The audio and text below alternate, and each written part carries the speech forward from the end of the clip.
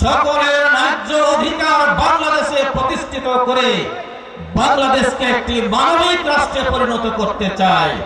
আপনাদের সকলের সহযোগিতা, সমর্থন এবং দোয়া চাই। প্রিয় ভাইরা আমার, চাঁপাইনবাবগঞ্জ 2 আসনের ভোলাহাট থেকে রহনপুর এবং সেখান থেকে চাঁপাইনবাবগঞ্জ সদরের সাথে সংযুক্ত করে রাস্তাটি অত্যন্ত সরু। আল্লাহ তাআলা যদি আমাকে এলাকার মানুষের খেদমতের জন্য কবুল করেন, ভোলাহাট থেকে রহনপুর হয়ে চাঁপাই পর্যন্ত রাস্তাটিকে প্রশস্ত করার ব্যবস্থা করব ইনশাআল্লাহ। ভাইরা আমার, আমাদের 2টি উপজেলার মধ্য দিয়ে প্রবাহিত হয়েছে মহানন্দা নদী।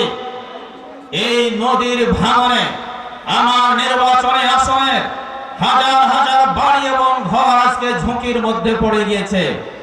আল্লাহ তাআলা যদি আপনাদের মতামতের মাধ্যমে আমাকে এলাকার খেদমত করার জন্য কবুল করেন, তাহলে সেই মহানন্দা নদীর পাড়ে টেকসই বাঁধ নির্মাণের মাধ্যমে হাজার হাজার ঝুঁকির মধ্যে পড়া মানুষ এবং বাড়িগুলোকে রক্ষা করার জন্য চেষ্টা করব ইনশাআল্লাহ।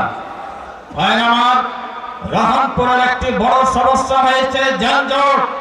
এই